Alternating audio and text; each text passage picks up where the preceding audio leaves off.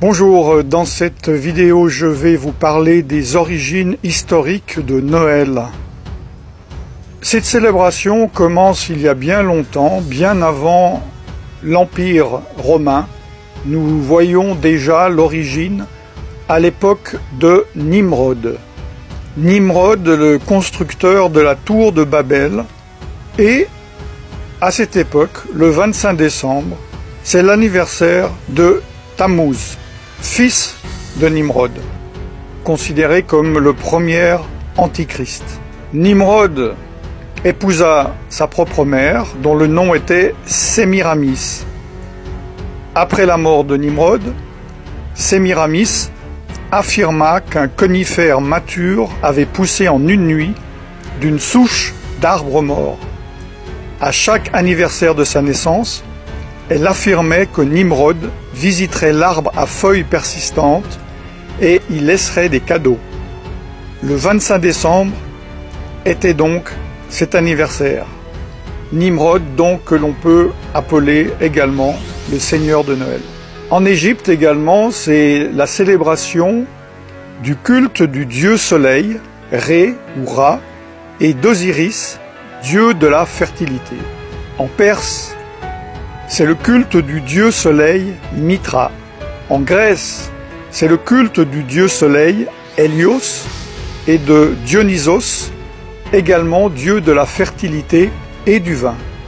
À Rome, bien avant la naissance de Jésus-Christ, c'est le culte du Sol Invictus, le soleil invaincu.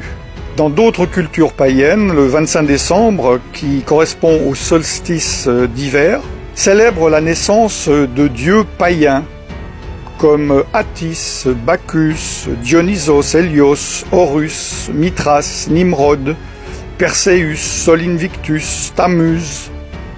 Et finalement, cette nouvelle idole, ce nouveau dieu récupéré par l'Empire romain, Jésus, qui fut rajouté et assimilé à ces cultes païens. L'Empire romain, culture païenne par excellence, avec sa religion panthéiste, l'adoration de nombreux dieux, célébrait les Saturnales. Que sont les Saturnales? Voici ce que dit l'encyclopédie Britannica. Dans l'Empire romain, les Saturnales étaient une fête de divertissement et d'échange de cadeaux. Le 25 décembre était également vu comme l'anniversaire du dieu Mitra, le soleil vertueux. À la nouvelle année romaine, les maisons étaient décorées de verdure et de lumière. Ces Saturnales étaient en l'honneur du dieu Saturne. C'est une divinité, une des divinités romaines, et de peur d'être détrôné par l'un de ses enfants, il dévora chacun d'eux à leur naissance. Il préside la période qui précède le solstice d'hiver, celle donc des Saturnales. Pendant le reste de l'année, c'est un Deus Otiosus, un dieu en sommeil, dont la statue est liée par des bandelettes, dont on ne le libère qu'au moment des Saturnales. Il a été assimilé par les anciens au titan grec Chronos, le dieu du temps. Saturne est un impulseur de biens, aspect que l'on retrouve dans les réjouissances et les cadeaux des Saturnales, des fêtes de divertissement et d'échange de cadeaux. Ces Saturnales étaient considérées comme joyeuses, car elles étaient pratiquées dans l'ivronnerie et la débauche. À la nouvelle année romaine, les maisons étaient décorées de verdure et de lumière. La nouvelle religion romaine, fraîchement créée par l'empereur romain Constantin, a mélangé les pratiques et les croyances de la Bible avec celles occultes de son empire, et il a adopté et adapté cette fête païenne. Cela s'appelle le syncrétisme. On m'a demandé des faits. Ce que je viens vous dire sont des faits. Voici d'autres faits. Noël, par exemple, a été illégal aux États-Unis d'Amérique jusqu'au XIXe siècle, étant considéré comme elle est, c'est-à-dire une ancienne fête païenne. Vous pouvez voir sur le panneau en anglais que je traduis « Avertissement public », l'observation de Noël ayant été jugé comme un sacrilège, l'échange de cadeaux, de célébrations, l'habillement fin et d'autres pratiques sataniques similaires sont interdites. Autre fait, au XIXe siècle, en Grande-Bretagne, Charles Spurgeon, surnommé le prince des prêcheurs, une personne appréciée par tous les protestants, les évangéliques et les pentecôtistes. C'est une référence dans ce milieu. C'est moi je dirais, un revivaliste avant son temps.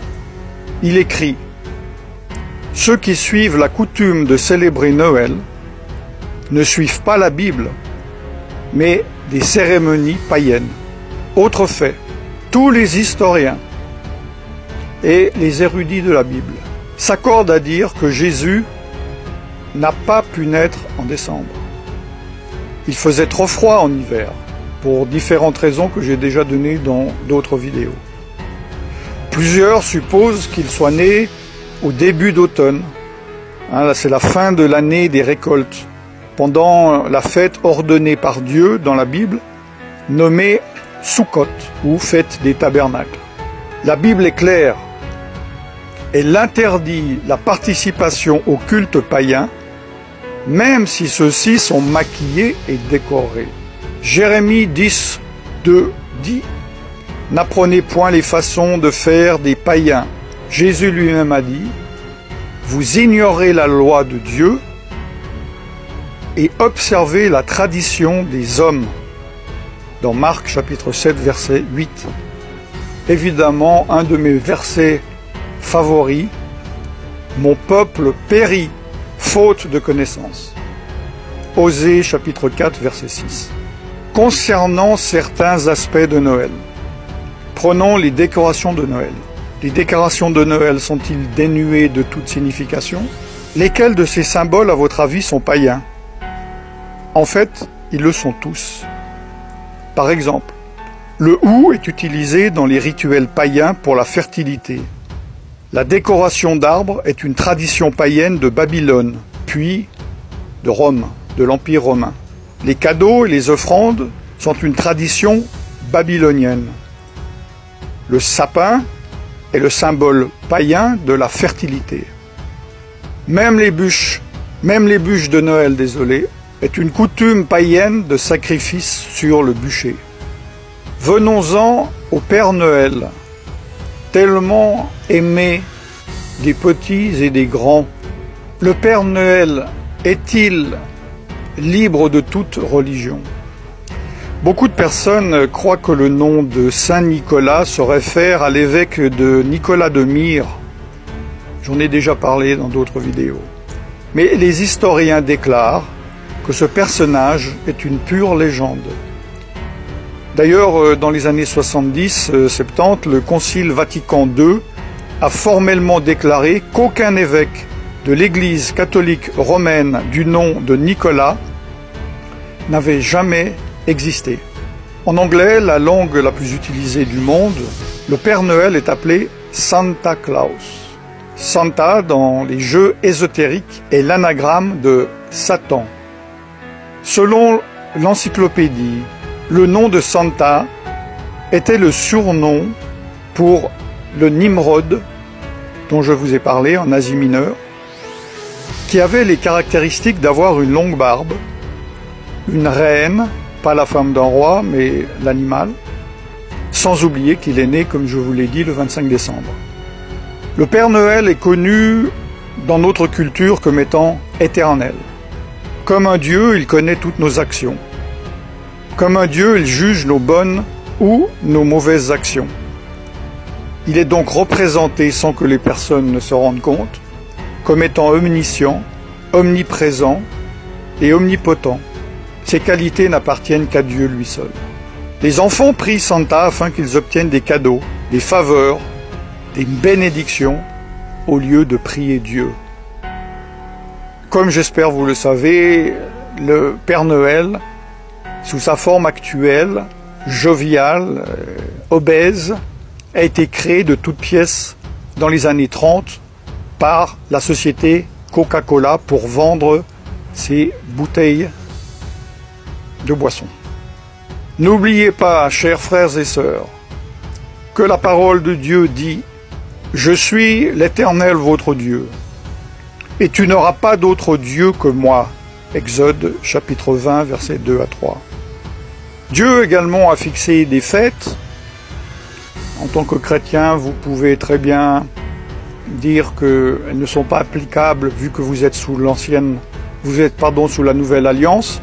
Je ne vais pas traiter de cela. Si vous ne comprenez pas les choses de Noël, vous ne comprenez pas encore ces choses. Mais Dieu, dans Lévitique, tout le chapitre 23, a parlé de ces fêtes, les temps que lui-même a fixés, son calendrier. Le calendrier du Dieu dont vous dites être son enfant. Pourquoi vous rassemblez-vous dans le calendrier que Satan a fixé, au lieu de vous rassembler dans le calendrier que Dieu a fixé?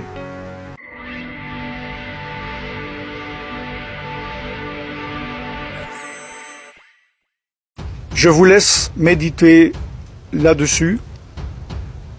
À partir de ce jour, vous ne pourrez plus dire que vous ne saviez pas. Prenez vos responsabilités, priez et faites votre choix d'obéir à Dieu, de désobéir à Dieu, d'être bouillant, d'être froid ou d'être tiède. N'oubliez pas que Jésus vomira les tièdes de sa bouche. Je ne vous souhaite donc pas un joyeux Noël. Par contre, je vous bénis dans le nom tout-puissant de Yeshua Mashiach, Jésus-Christ de Nazareth, le Fils de Dieu, et je vous dis à très bientôt. Shalom.